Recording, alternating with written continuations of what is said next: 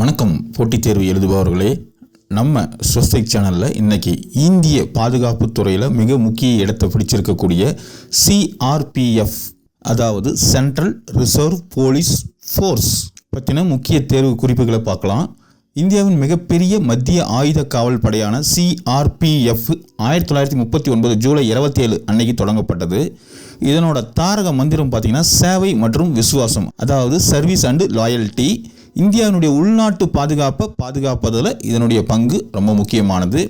தீவிரவாத ஒழிப்பு, இடதுசாரி தீவிரவாத கட்டுப்பாடு, கலவரங்களை அடக்கக்கூடிய ஆர்ஏஎஃப் ரேபிட் ஆக்ஷன் ஃபோர்ஸ், அப்புறம் அடர்ந்த காட்டு பகுதிகளில் போரிடக்கூடிய கோப்ரா போன்ற சிறப்பு படைகள் இதன் கீழ் செயல்படுது. இதுவரை நாட்டினுடைய பாதுகாப்புக்காக கிட்டத்தட்ட 2270 வீரர்கள் தங்களது இன்னுயிரை தியாகம் செஞ்சுருக்கிறாங்க. இதில் முக்கியமான எம்சிக்யூ என்ன கேட்பாங்க அப்படின்னா, மத்திய சேம காவல் படை தோற்றுவிக்கப்பட்ட ஆண்டு, அதாவது சிஆர்பிஎஃப் தோற்றுவிக்கப்பட்ட ஆண்டு அது பார்த்திங்கன்னா 1939 ஜூலை 27. பிரிட்டிஷ் ஆட்சி காலத்தில் க்ரௌன் ரெப்ரசன்டேட்டிவ் போலீஸ் அப்படின்ற பெயரில் இது தொடங்கப்பட்டது.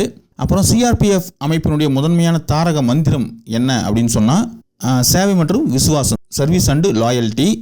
அதாவது இந்த இரண்டு கொள்கையினுடைய அடிப்படையிலேயே ஒட்டுமொத்த படையினரும் பயிற்சி பெற்று செயல்படுறாங்க.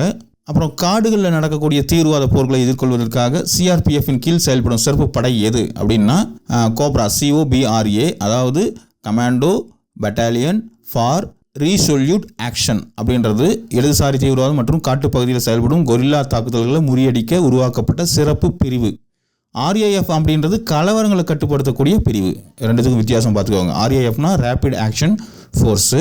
இப்போ இந்த 2026 ஆண்டில் சிஆர்பிஎஃப் எத்தனையாவது நிறுவன தினத்தை கொண்டாடுது அப்படின்னா 88வது நிறுவன தினம். இந்த வீடியோ உங்களுக்கு பிடிச்சிருந்தா ஒரு லைக் போட்டு போங்க. டிஎன்பிஎஸ்சி கரண்ட் அஃபேர்ஸில் உங்களுக்கு ரொம்ப யூஸ்ஃபுல்லாக இருக்கும். உங்கள் ஃப்ரெண்ட்ஸுங்க யாராவது காம்படிட்டிவ் எக்ஸாம் ப்ரிப்பேர் பண்ணிட்டு இருந்தால் அவங்களுக்கு ஷேர் பண்ணுங்கள். அடுத்த வீடியோவில் பார்க்கலாம்.